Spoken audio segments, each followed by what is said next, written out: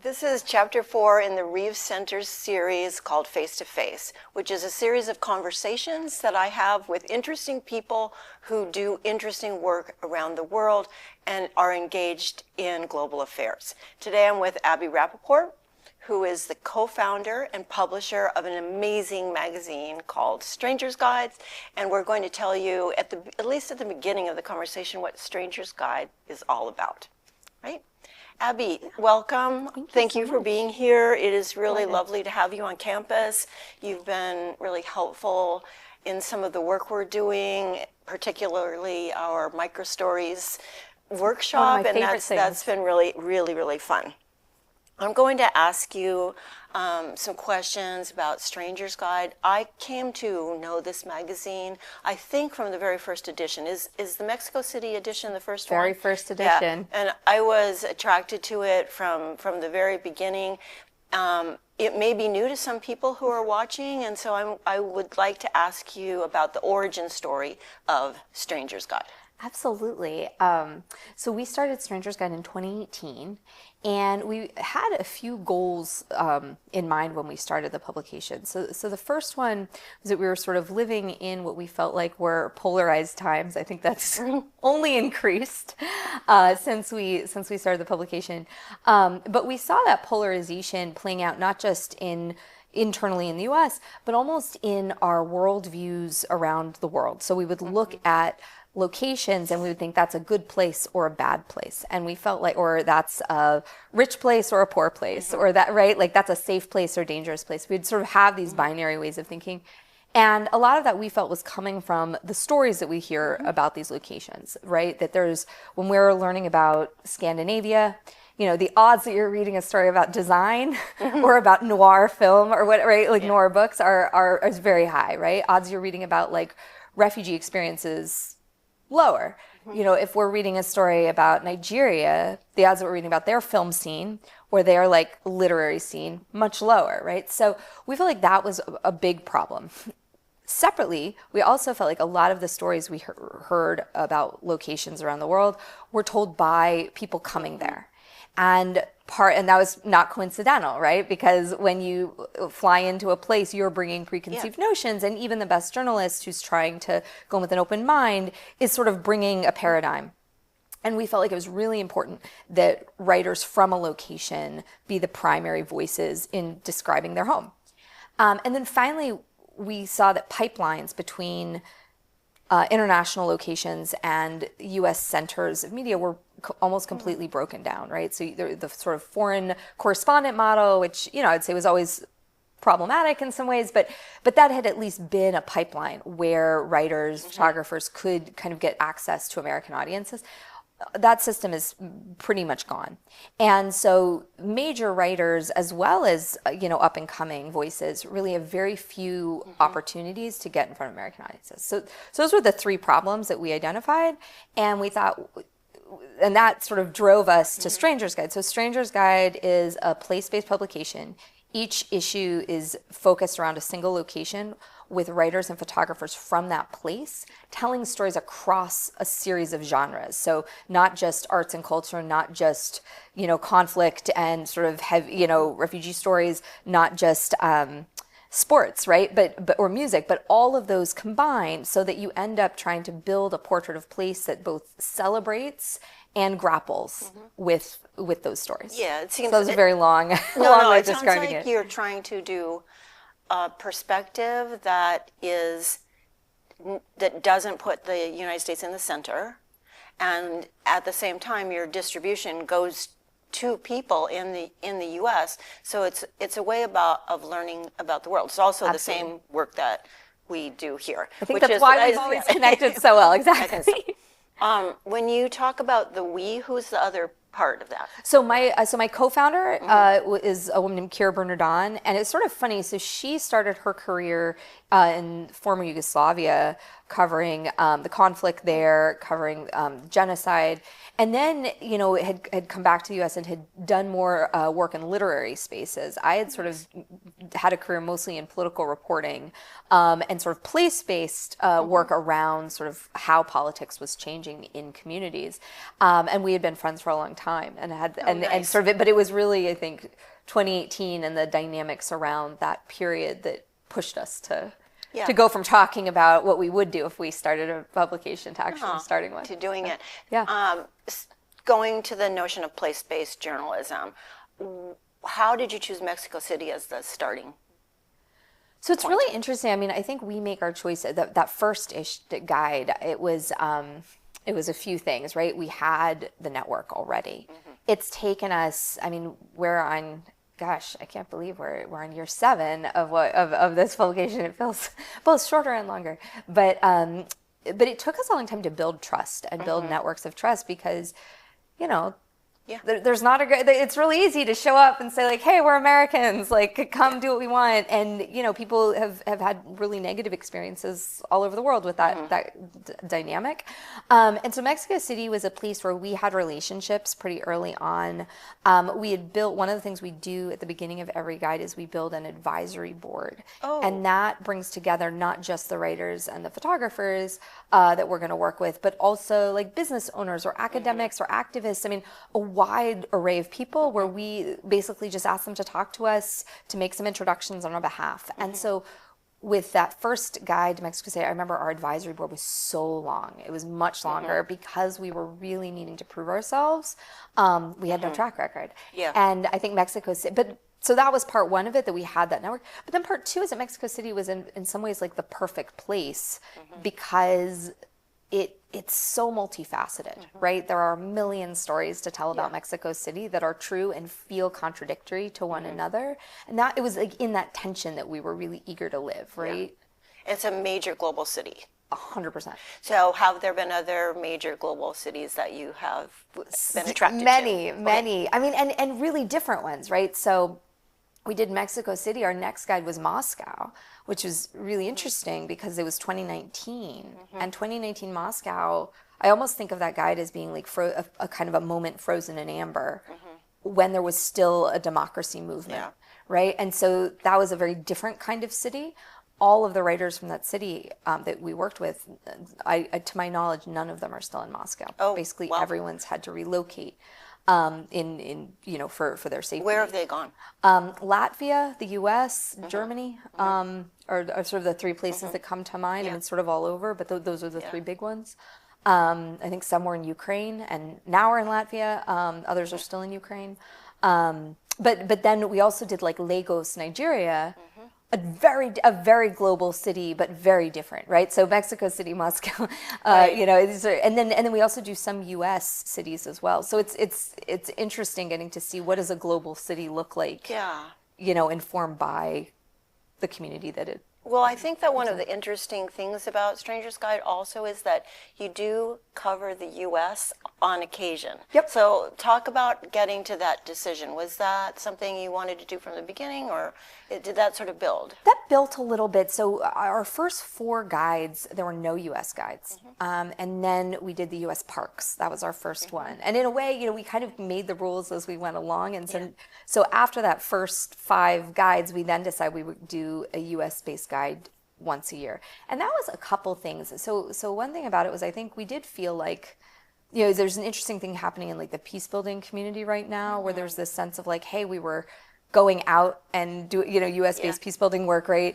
Sort of we were coming to other places and doing this work, but actually those skills, those strategies, if we think they work, we should be deploying those things in the US, right? I think sort of in a very similar way, we felt like what we're trying to do, build those pathways. I mean, those same areas of brokenness are true for a whole lot of cities in the United States, a whole lot of states in the United States, right, that have perceptions associated with them, that have, you know, huge swaths of community that have very few access points to getting messages out. So yeah, but and then the third thing I would just say about it was, we also started working with diaspora communities. And that very quickly became an interesting place for us. Was sort of looking at Mexico City, but then our Mexico City guide included stories of people who had been deported from the U.S., right? That was one of the stories. When we did a variety of our guides, we included sort of experiences of second generation immigrants, right? Like, how do you relate to the community of your parents' birth, right? Yeah. And so as a result of that, we were working with a lot of U.S. writers, and it became so clear that, like, the U.S. is such an international place, and we don't always see that. And so we wanted to kind of highlight that as well.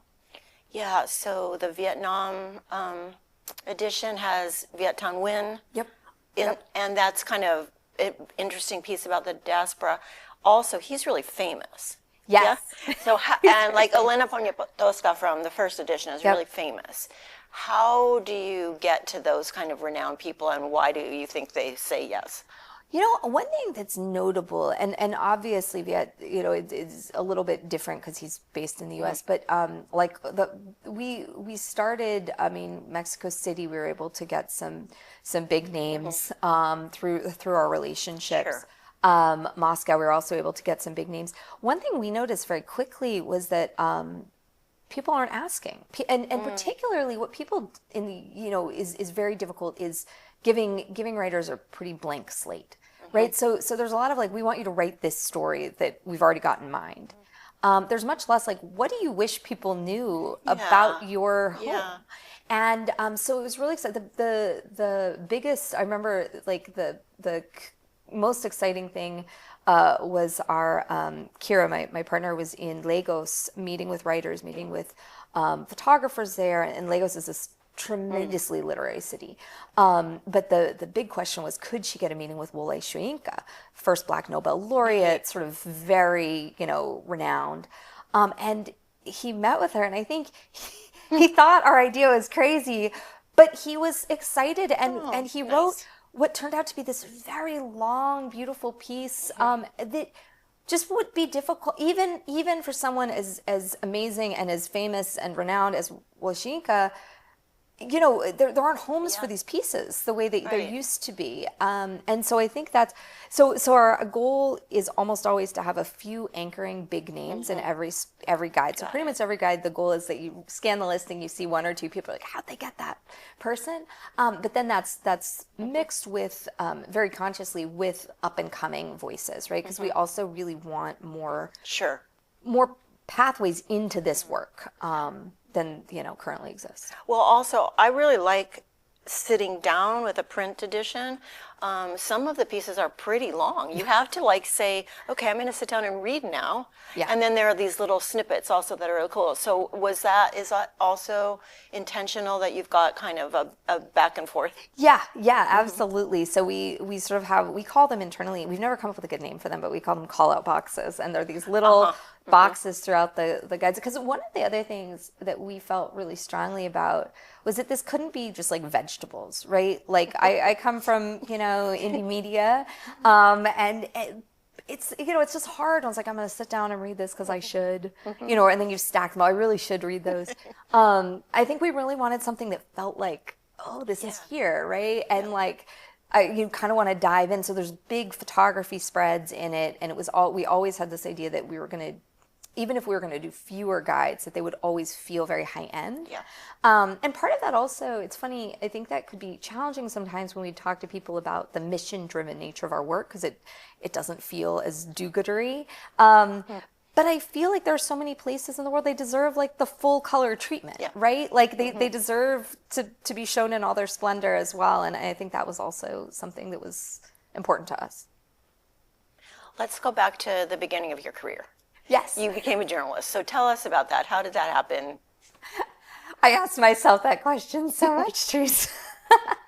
So I graduated from college in 2008, which was a year in which everything seemed crazy. So going into journalism didn't feel as crazy as I think it later did. I sort of graduated. Nobody had a job coming out of college, so I felt like, all right, I'll pursue the thing that I most wanted.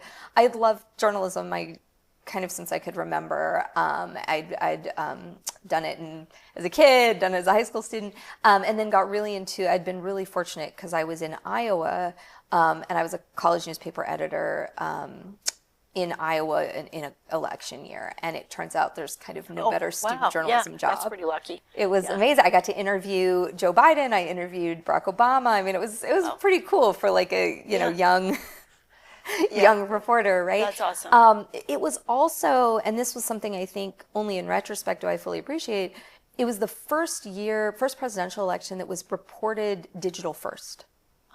Right? And so it was this kind of fascinating moment where the tides were changing. And so as student journalists, your work could actually be discovered.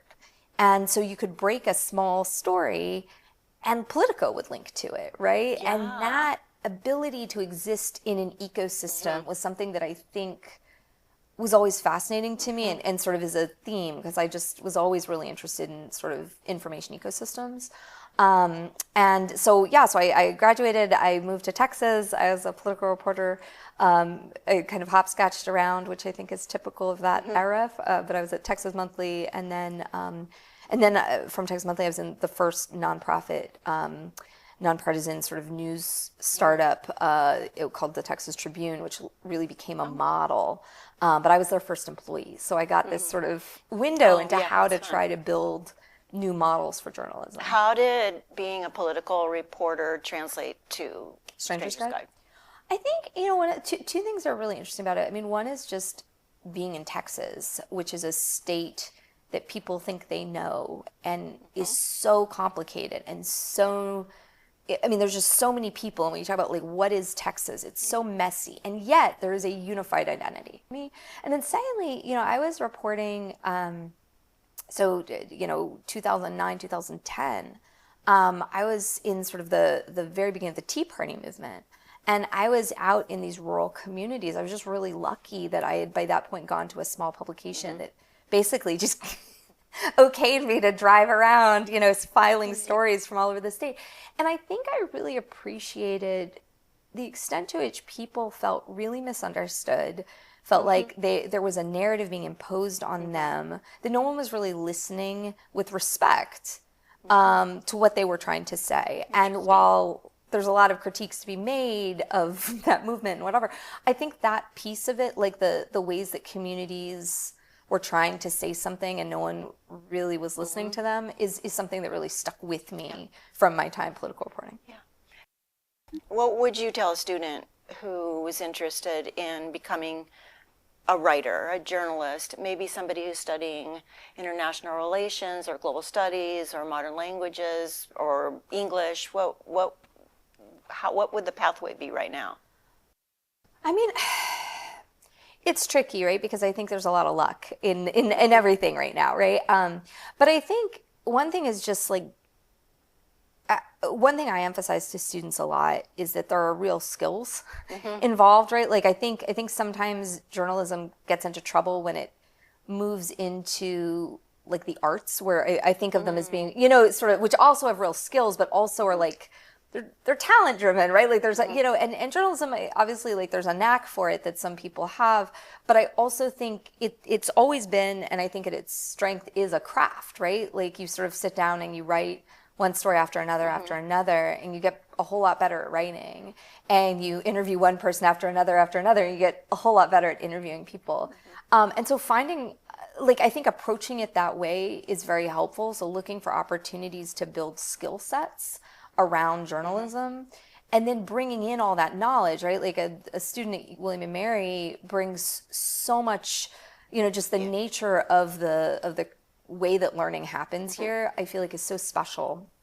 And so students bring a whole world of knowledge and context, and that will serve them really well. But they also have to build those skills. And so finding opportunities to do that, whether it's, doing it on the side, or if you're lucky and you find the opportunity, taking a job. I think one thing about journalism is whether it's your longtime profession or it's a shorter term profession, it is an extraordinary skill set. It allows you to pick up information faster. And I think that can serve you well, regardless of whether it's where you kind of choose to pursue your career, or it's kind of a pit stop in your career. Yeah. So I really would like to explore a question about two sort of institutions, the universities, and also, like, I don't know if journalism is an institution, but it's a long-standing profession. I'd like to figure out if there are some intersections that are interesting. What universities do fundamentally is teach and create scholarship. Is that what happens in journalism as well? So, I mean, it's not, right? Like journalism, the output is different. It's not fundamentally about teaching. It's not fundamentally about sort of scholarship in the ways that I think academics define it.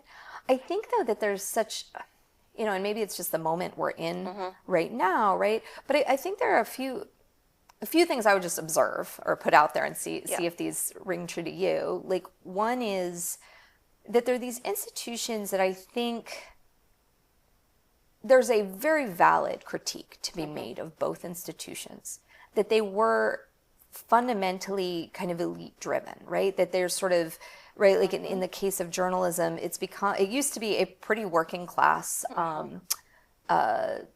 profession. And over time, even as it's become more representative in terms of, I think in terms of racial diversity, in terms of, ethnic diversity, it's not in terms of class diversity.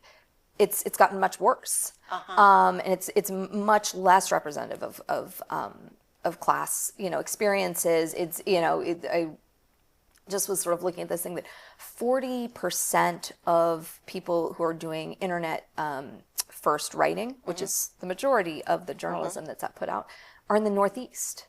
That's a huge problem. That is not, that is not related to, the rest of the country.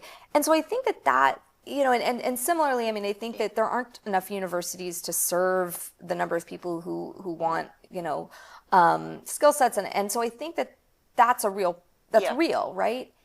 And I think that there's a really bad faith effort to undermine trust in these two areas that have historically been places that are able to ask hard questions, do a kind of thinking, a kind of pushing of their communities that, has always been edgy, but now is becoming almost dangerous. And I think that that's really troubling, that those two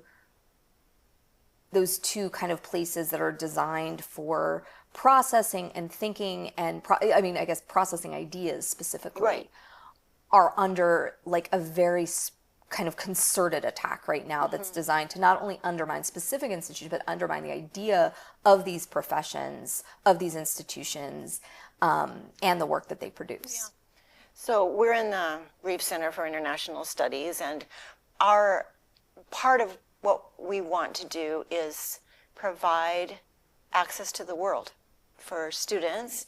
And that's, I don't think that's journalism per se, but I do think that's also one of the connections with strangers. Guys, you might not be traveling to Vietnam, you might not be traveling to Colombia, but there's an access to the world from the perspective of the places in the world. And that's where I see a sort of a nice sort of connection.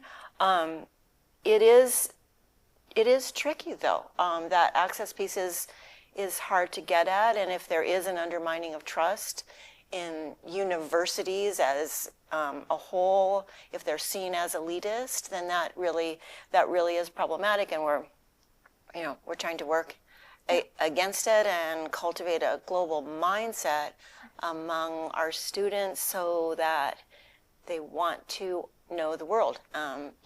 We talk a lot about, changing the world, which is like, there's a lot to think about in that phrase. So, it's our position here is that you got to try to know the world first and then maybe collaborate in order to make some changes.